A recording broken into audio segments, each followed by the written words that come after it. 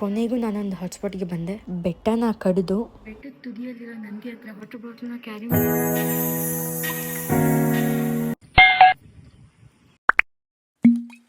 ಸ್ಫೂರ್ತಿನ ಪೂರ್ತಿಯಾಗಿ ತಗೋಬೇಡಿ, ಆದರೆ ನನ್ನ ವೀಡಿಯೋಸ್ನ ಪೂರ್ತಿಯಾಗಿ ನೋಡಿ ಅಂತ ಹೇಳ್ತಾ, ನಮಸ್ಕಾರ ಎಲ್ಲರಿಗೂ. ನಾನು ನಿಮ್ಮ ಸ್ಫೂರ್ತಿ ಮಾತಾಡ್ತಾ ಇದ್ದೀನಿ. ಇದು ನನ್ನ ಹೊಸ ಯೂಟ್ಯೂಬ್ ಚಾನಲ್. ನನ್ನ ಗುರಿ ಇರೋದೇ ಬೆಂಗಳೂರಿನ ಸುತ್ತಮುತ್ತ ಇರುವಂತಹ ದೇವಸ್ಥಾನಗಳ ಅನ್ವೇಷಣೆ ಮಾಡುವಂಥದ್ದು. ಸದ್ಯಕ್ಕೆ ನಾನಿವತ್ತು ಶಿವಗಂಗೆ ಬೆಟ್ಟಕ್ಕೆ ಬಂದಿದ್ದೀನಿ. ನಿಮಗೆ ಅಲ್ಲೇನು ಕಾಣಿಸ್ತಾ ಇದೆ ಅದೇ ನಮ್ಮ ಶಿವಗಂಗೆ ಬೆಟ್ಟ. ಇವತ್ತು ನಾನು ಆ ಬೆಟ್ಟಕ್ಕೆ ಹೋಗಿ ಅಲ್ಲಿರುವಂತಹ ಏನೇನು ಜಾಗಗಳಿದೆ ಅದನ್ನ ನಾವಿವತ್ತು ಅನ್ವೇಷಣೆ ಮಾಡೋಣ.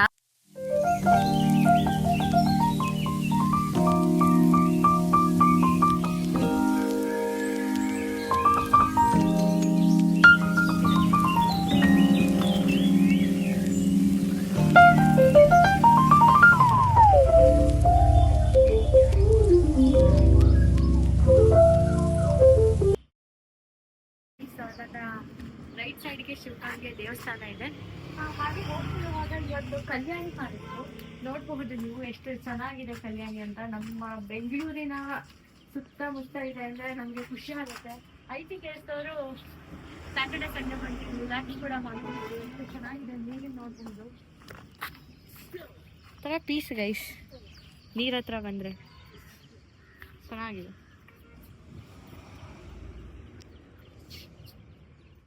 ಕೊನೆಗೂ ದೇವಸ್ಥಾನಕ್ಕೆ ಬಂದು ತಲುಪಿದೆ. ಬೆಂಗಳೂರಿಂದ ಸುಮಾರು 68 ಕಿಲೋಮೀಟರ್ ಇದೆ. ಈ ದೇವಸ್ಥಾನಕ್ಕೆ ಬಂದರೆ ನಾವು ನಡೆಯೋಕ್ಕೆ ರೆಡಿ ಆಗಿರಬೇಕು. ಎಂಟ್ರಿ ಆಗ್ತಿದ್ದಂಗೆ ಒಂದು ವಿಘ್ನ ವಿನಾಯಕನ ಒಂದು ಸಣ್ಣ ಗುಡಿ ಇದೆ. ನಾನು ನಡ್ಕೊಂಡು ಬರ್ತಾಯಿದ್ದೆ. ಹಾಗೆ ನನ್ನ ರೈಟ್ ಸೈಡ್ಗೆ ನೀವು ನೋಡಬಹುದು ಅನ್ನದಾಸೋಹ ಕೇಂದ್ರ ಕೂಡ ಮಾಡಿದ್ದಾರೆ. ದೇವತೆಗಳಾದ ಹೊನ್ನಮ್ಮ ದೇವಿ ಮತ್ತು ಗಂಗೆಯ ನಡುವೆ ಮನಸ್ತಾಪ ಆಗಿ ನೀರು ಅಂಡರ್ಗ್ರೌಂಡಲ್ಲೇ ಹರಿಯೋ ಥರ ಮಾಡಿದ್ರಂತೆ. ಇದಕ್ಕೆ ಪಾತಾಳ ಗಂಗೆ ಅಂತ ಕರೀತಾರೆ. ನಾನು ಇವಾಗ ನಿಂತ್ಕೊಂಡಿರೋ ಹೊನ್ನಾದೇವಿ ಅಮ್ಮನವ್ರ ದೇವಸ್ಥಾನ ಹತ್ರ. ಇಲ್ಲಿ ಸಣ್ಣ ಸಣ್ಣ ದೇವಸ್ಥಾನಗಳಿಗೂ ಒಂದೊಂದು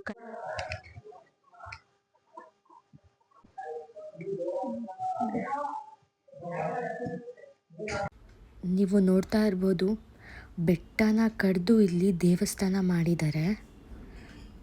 ಅದೇ ಹೊನ್ನಮ್ಮ ದೇವಿಯ ಮೂರ್ತಿ.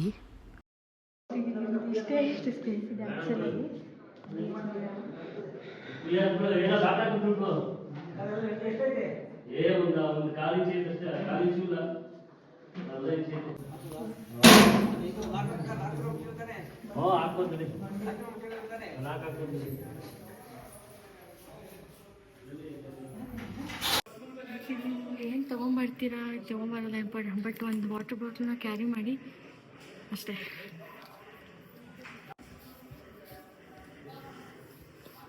ನಿಮಗೆ ನಂದಿ ಕಾಣಿಸ್ತಾ ಇರ್ಬೋದು.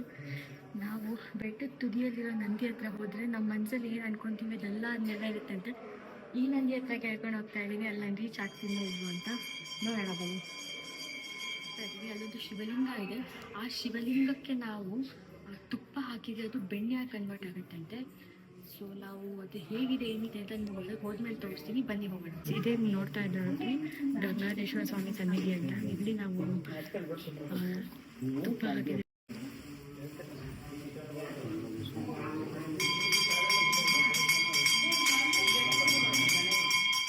ನನ್ನ ಮೈಕ್ ಇಲ್ಲಿ ಆನೇ ಆಗಿರಲಿಲ್ಲ. ನಾನು ಹಾಗೆ ಮಾತಾಡ್ತಾ ಇದ್ದೆ.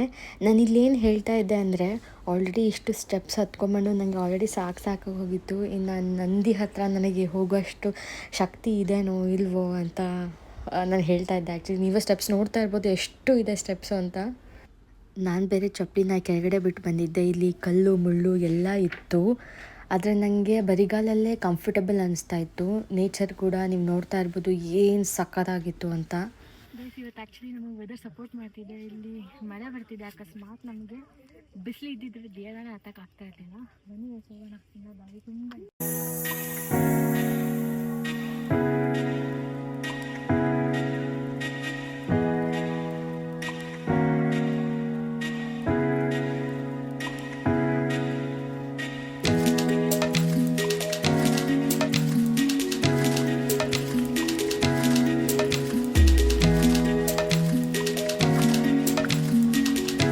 ಕೊನೆಗೂ ನಾನು ಒಂದು ಸ್ಪಾಟ್ಗೆ ಬಂದೆ, ಒಳಕಲ್ ತೀರ್ಥ. ಈ ಟಾಪಿಕ್ ಅಂತೂ ತುಂಬ ಇಂಟ್ರೆಸ್ಟಿಂಗ್ ಆಗಿದೆ. ಇದನ್ನು ನನ್ನ ವಿಡಿಯೋ ಪಾರ್ಟ್ 2 ಅಲ್ಲಿ ಬರ್ತಾ ಇದೆ. Just wait and watch.